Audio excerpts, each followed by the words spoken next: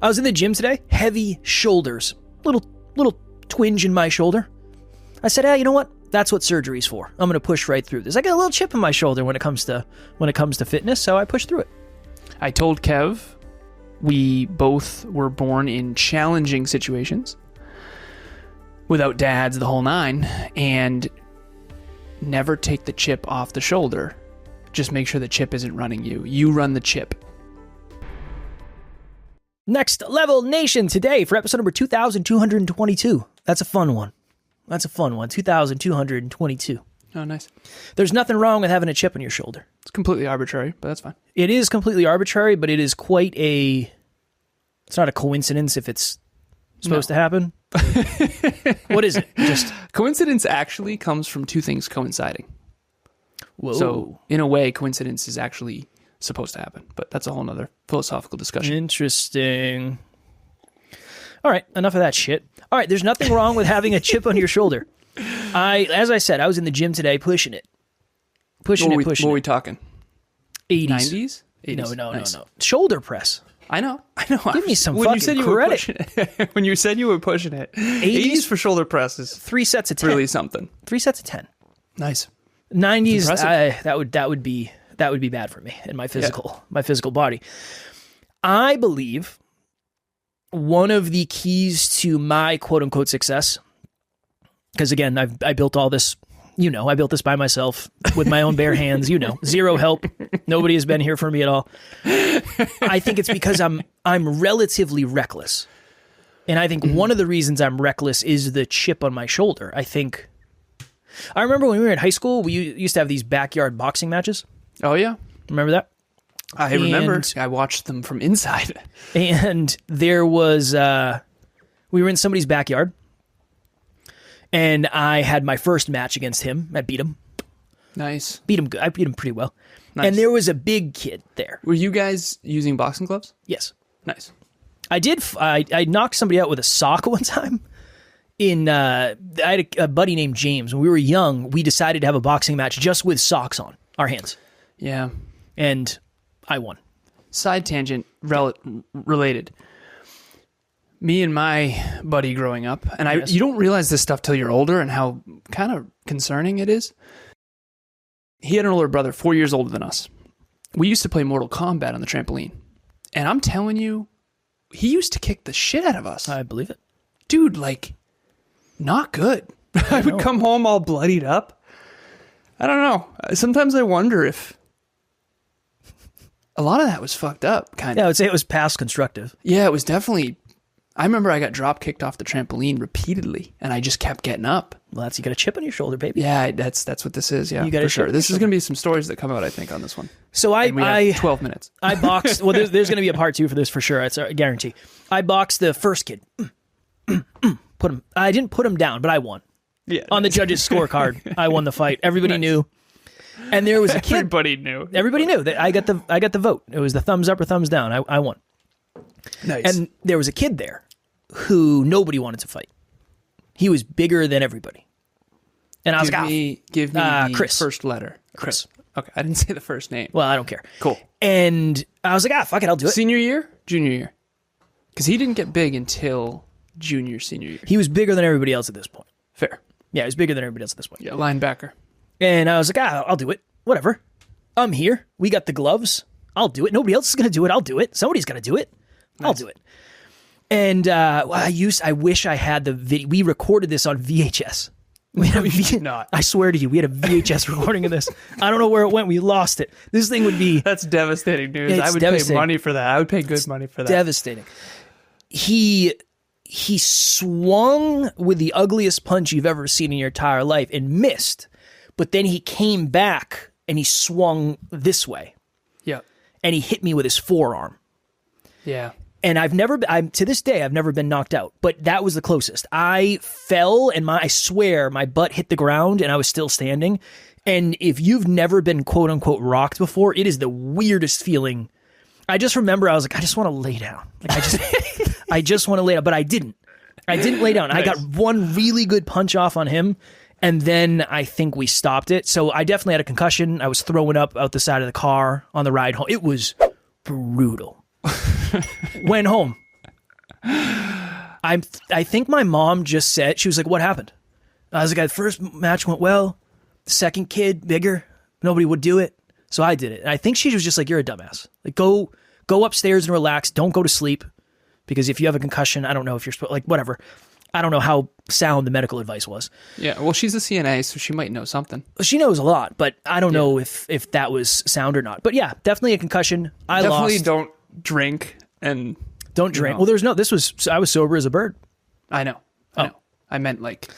So that's my example. And that is reckless and probably not constructive. But how many things have we done to get here that have been reckless and I wouldn't necessarily recommend other people do? That's so here's what I would share.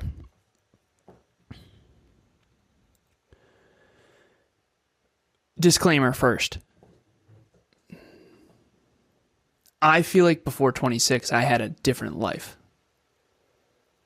I do. My car accident at 26, I really got out of... what's the saying? It's, you can take the small town. You can take the kid out of the small town, but you can't take the small town out of the kid. I think one of the reasons I swear a lot is relative. And growing up, every other fucking word. I believe. Man, straight up. Now, does that make me less than, more than, don't care about any of that? Here's what I do know. My life now is very different. I dress nice. I'm conscientious. I have books in my background. I listen to peaceful piano. I have enough food in the fridge. I consult with multimillionaires. Like, it's just a better life. I mean, it's so different than where I came from. Where I came from was a fucking nightmare. Holy shit. Now, the point that I'm going to make with that, though, without going into any fucking details publicly, is there's something in you that's different. And I am thinking of someone anonymously right now who grew up in a very good environment where everything was really nice. Like, overall, you get new clothes, Christmas, and new clothes, and no one's belligerently drunk, and no one's getting beaten, and everything's kind of nice. It's, my first car. Mm-mm. And it's a new car, brand new fucking car. Right. Fucking pissed me off. I know. Between you and me, dude, mine, when you backed up, it was we could talk for days. And again, we didn't have cable growing up, and it's so hard to explain because we had such a nice house that everyone assumed we were rich, but we had no income. So we had a house, which is an asset, but we had no income. So I got free lunch at school, and we had like no money, Kev, none. I'm talking like every Christmas was like scary. And how do we keep the house in the family? And how am I going to go to college? I mean, that was a genuine concern. And so at the end of the day, we're still in Massachusetts, which is a wealthier part of the world. So it's all relative. But like overall, when you say, I was on with a client recently. I said, 0 to 10, if your grandfather, this person, Brandon wouldn't mind me sharing, 0 to 10, your grandfather, World War II, if he's a 10 of growing up rough, what are you? And I need you to be honest with me. Like, how hard was it? All this stuff. I'm not going to share his number. Here's my point. When you say I grew up rough, I don't think anyone even knows what you're talking about. Dude, there's something called an ACE score, adverse childhood experiences, and there's physical, mental, emotional, and spiritual abuses, and there's also growing up rough with like not having food and shit like that. And at the end of the day, if we could see the statistical bell curve of an ACE score, I had the courage to finally ask my therapist this. I said, where do you think I fall, 0 to 10? She said, Alan, it's a 10. I said, she said, due to the chronic nature of everything I've heard about you in your childhood, like it's a 10. It's the highest I've ever seen. And she's been doing therapy for a long time. So I know what that means. I coach some therapists. They hear the worst of the worst. And so the chip on the shoulder is what doesn't kill you makes you stronger. it's this idea of anti-fragile. There's a book called Anti-Fragile by Nassim Taleb, and he says the more you attack something, the stronger it gets. That is something that I always have. Like, I've been attacked physically and emotionally my whole life. And I'll just keep coming back stronger every time, forever, always. Every L is another opportunity to get better. I still think it's the dumbest quote ever of all time. Well, we need to talk about it because that's what the chip is. I think the chip is it's almost like an acceptance that it's okay to feel a little bit out of control in a way. Like, I don't know how to explain it. I like going to the gym and I like not knowing if I can lift the weight. There's a little piece of me that's like, fuck yeah, this is awesome. Mm-hmm. This is the example that I wanted to share when I came up with it. I've told the story before how I met my dad when I was 27 and all that. And one of the things I had was like a layer of forgiveness. It was like, this guy doesn't fucking know. He's not a very well-developed human. He didn't wake up one day and decide to try to screw up my life. Yeah, of course. And when I go to a dark place in the gym, I literally did it today. I was like, you don't think I'm going to fucking be anything? I wasn't good enough for you to stay? Okay. Yeah. I'll fucking show you. Yeah. You fucking loser. I'll show you. Let's go. I'm so glad you're sharing this. I don't hate him. Yeah. It's not, but I'm tapping into excuse me. I told this a while ago. Back when I was doing jiu-jitsu, somebody had a choke in and it was on my nose. And there was a piece of me, literally, I thought to myself, fucking break it. Break it. I don't even care. Break it. Dude, I didn't want it to be broken, but it was like, I'm not going to tap. So you're going to have to break it. You're going to have to break it. You're going to have to break it. So this is a... Reckless. Yeah. This is a conversation that we want to make sure, I want to make sure we share properly. Going back to this person who grew up in she's just nice. Everything was nice. You know, Christmas, holidays, it's just nice. I don't know how to explain it. For me, that is so foreign, dude. It's so foreign wait, no one got blackout drunk and fucking screamed? Like, you know, it's so foreign to me. That's why I always feel bad when you say, oh, you had a rough child. It's like, I didn't have that. No alcohol, no alcoholism, no violence. It's all relative. I know, but that's why it's not the same. Agreed. The Richter scale piece, this is a good way to explain it. If you grow up in California and there's earthquakes every other day, and then you are in Massachusetts and there's never earthquakes in Massachusetts. If there was an earthquake right now, you and I would be like, what the hell is going on? That's bad. Whereas in California, they happen all the time, so no one even notices. Emilia and I, we last night, I kid you not, her whole tray fell onto the ground. And I was immersed in what we were watching. And I was like, sweetheart. And she's like, don't yell at me.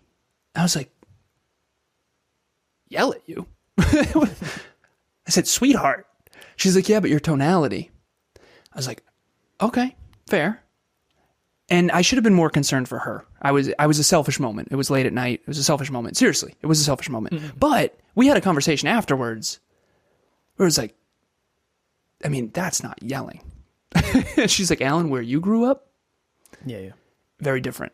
So everyone has their own Richter scale. But the reckless piece for success, this is a success company, success podcast. How do we help you get to the next level? If you are like this person, and I've seen many of them, and I told Kevin this straight up, if you grew up easy, there's no way this would work.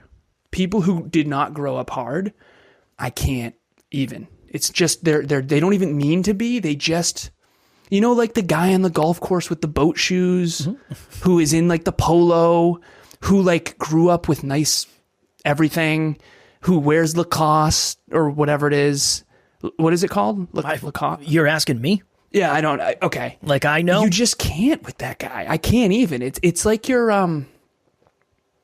like someone needs to punch you in the face. Well, that's what it's clear you've never really gotten your ass beat. You've never really gotten your ass beat, and you think you're better than you are, and you look down on people. It's that nose up shit. Yeah. And one of the things that I think you and I aspire to is to be more successful, but not have that. Yes. Not have the like, because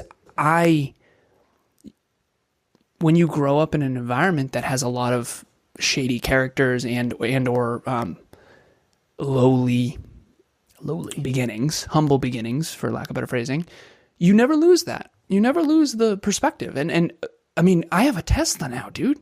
My car drives itself. I didn't buy a brand new car till I was fucking 34. I have had used, beat up shit boxes my entire life. This is fucking awesome. I think I have a nice shirt on, dude. I don't need much. That's why I can win. I don't need much of anything. And because of that, I'm able to sacrifice now, because now even sacrificing is still better than what I used to have. So I think that you have to invest today for a brighter tomorrow. And if you grew up already at the top, it's going to be very hard to sacrifice that. At the beginning, you and I had nothing to lose because we were already at the bottom. That I still don't agree with. You always have something to lose. That never lands with me. It wasn't really that big of a risk and I didn't have that much to lose. You did. If you have something, you have something to lose.